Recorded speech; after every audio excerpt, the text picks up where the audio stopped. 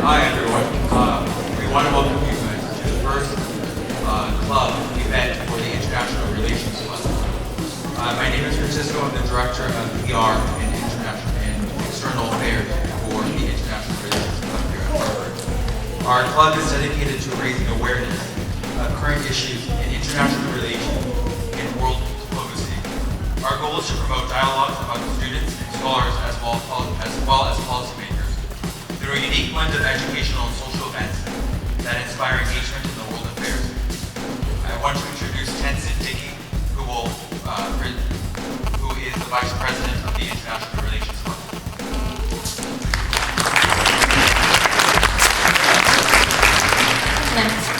Our first performance is Deshishoba.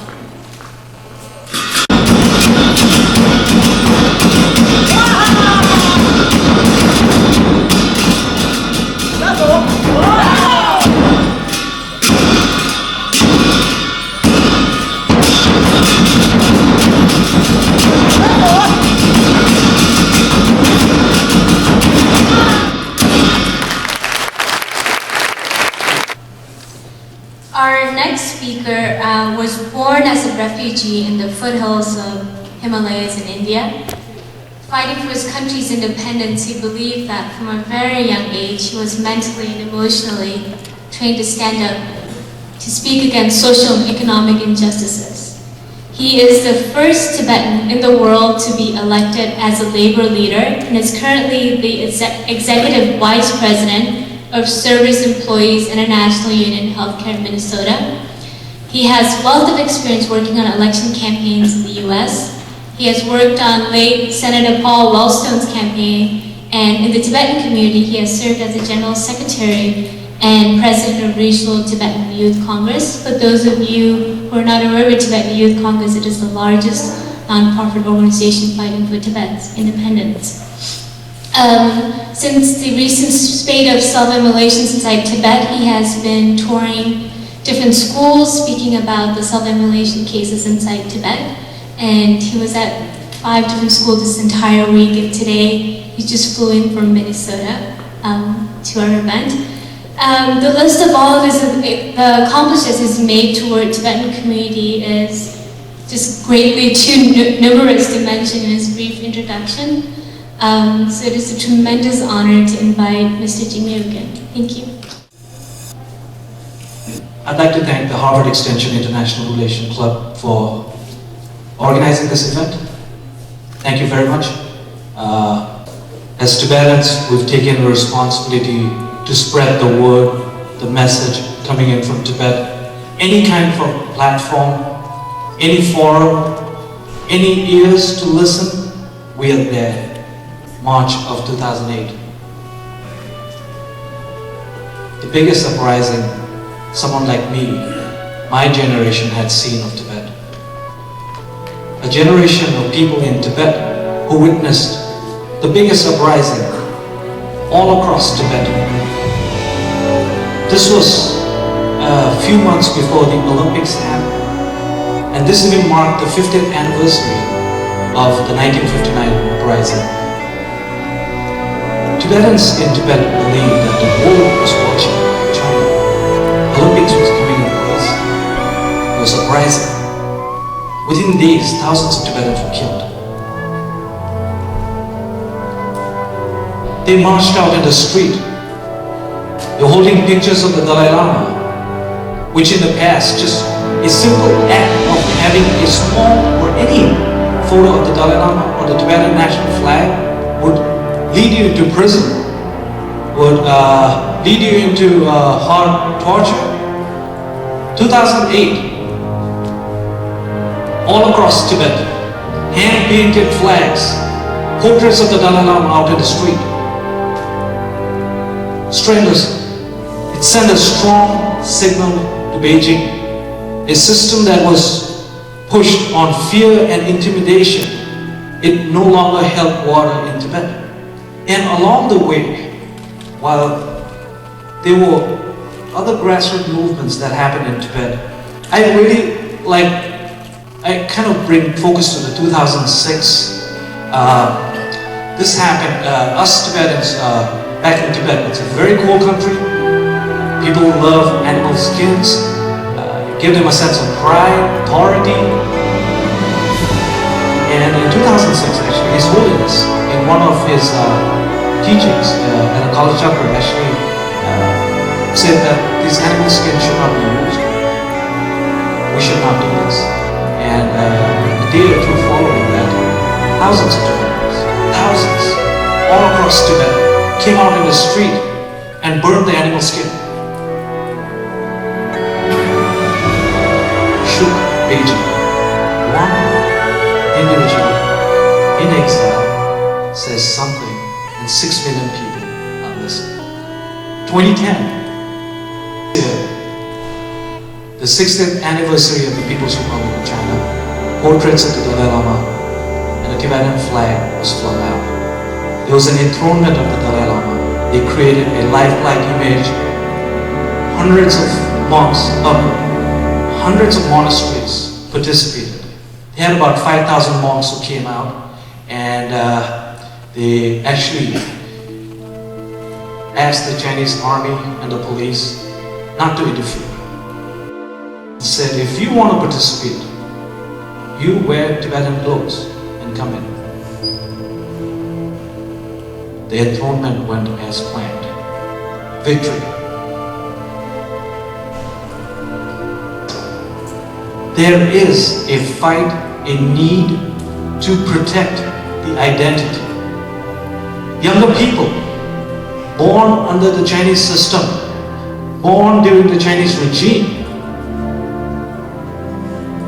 they didn't have 1959 to grab onto. They heard stories from their parents, their grandparents. What they saw was what happened in 2008. In fact, a certain population in China actually saw that Tibet actually had a flag. 2000 patriotic re-education. It's now called legal education. Patriotic re-education is when a lot of monks and nuns in different monasteries who are more radical, much more outspoken, they are taken to a detention center. Taken there, and they are asked to A. denounce the Dalai Lama, B. recognize that Tibet is a part of China.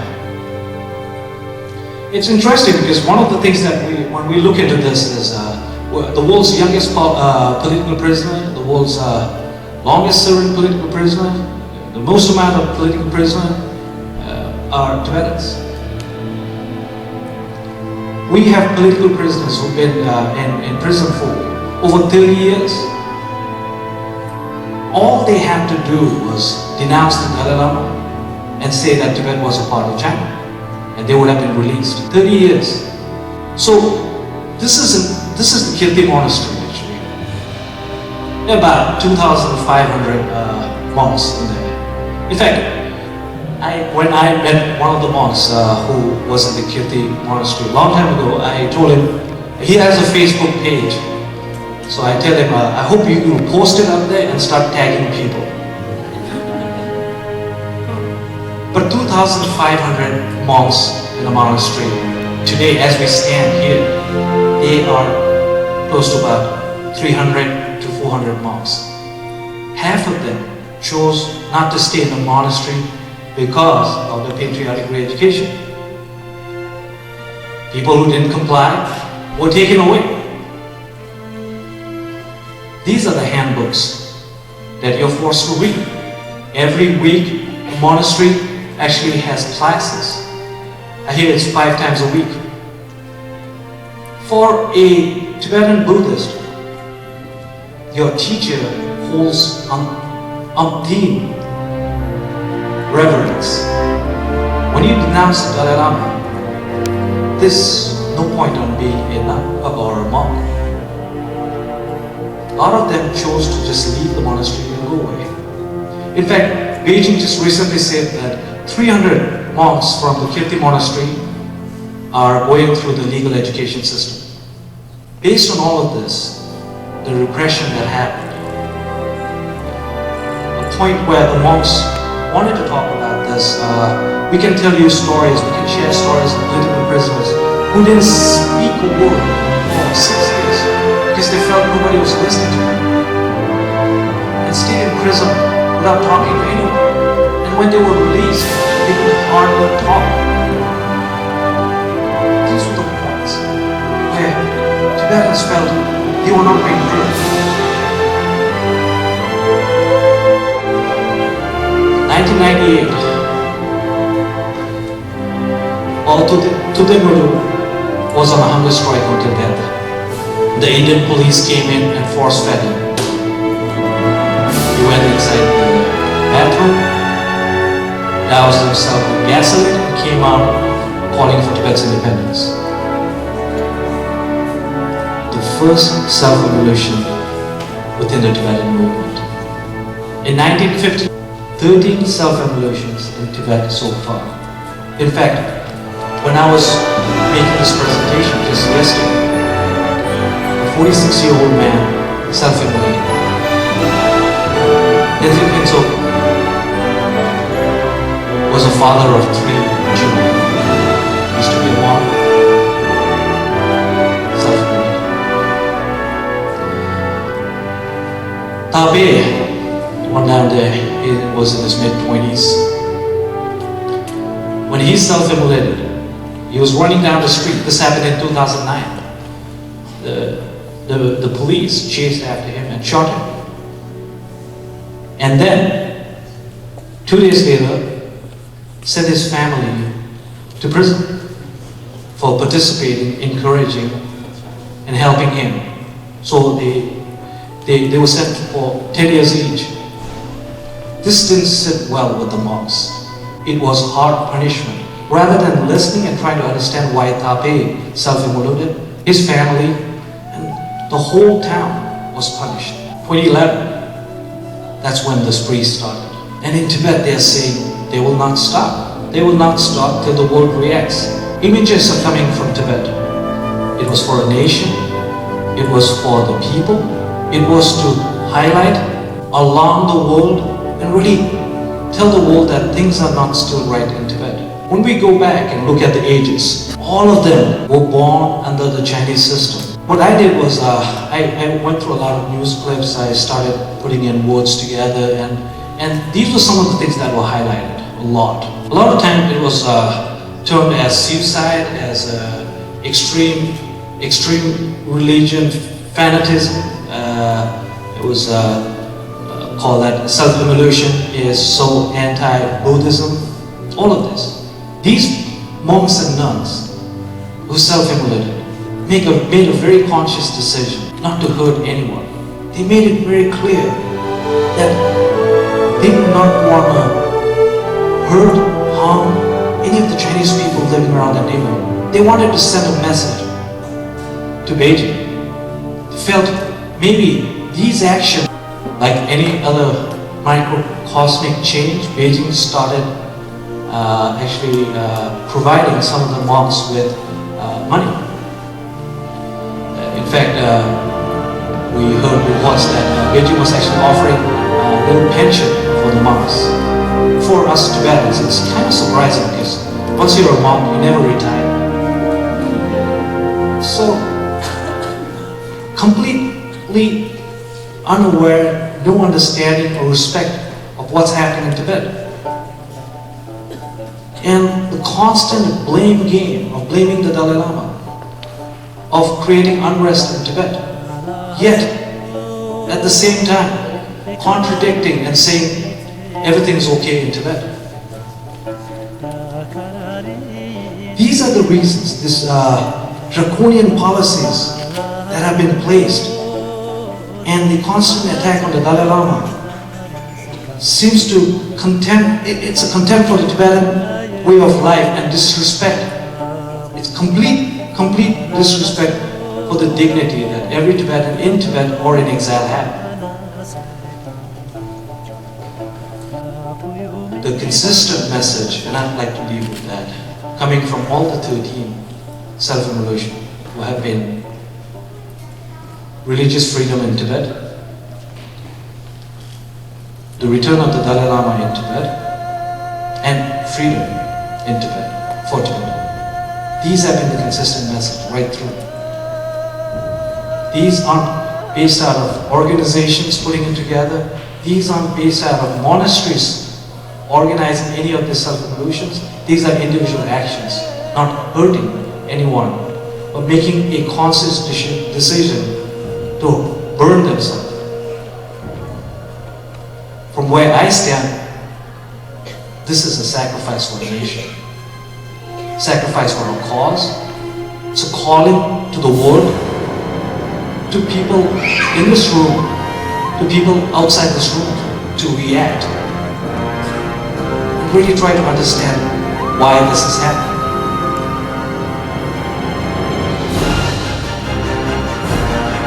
There is actions happening. Signing a petition. You see it work. If these actions are not kept accountable, China will keep it. We've seen citizens of the world make changes across. Believe in that? We know that the people who self-promoted in Tibet, that is the message. That is the conversation we want to have. We just are asking at this point to participate and stop something. It's on a spiral nationwide. It started from certain parts of Tibet, it's moving, and it's going to go around. There's been inspired self-revolutions that happened in Nepal, attempts in Nepal, 2 attempts actually, 1 in India. This is going to grow. So, 2 petitions that have been highly heard. One of the petitions, actually, the Enough petition, I remember I actually went with some staffers of students who were free Tibet at the state, on November 2nd to the State Department. And we handed the petition to Maria Otelo. 2 days later, we had a very strong testimony. A week later, we don't know if it's a direct effect, but Secretary Hillary Clinton in Hawaii made a strong statement. Governments listen when people speak. She is a living example of exactly what we're doing here today. Noah Sandila is a former political prisoner. She's sitting back there. If I could ask her to stand, please. She was imprisoned at the age of 13 for participating in a protest in the capital of Tibet. She was imprisoned for 24 years, and it was because of international pressure that she was released from prison. And I want to thank her so much for coming here. And I'm going to turn the mic to our club president so that we could have the concluding remark. Thank you.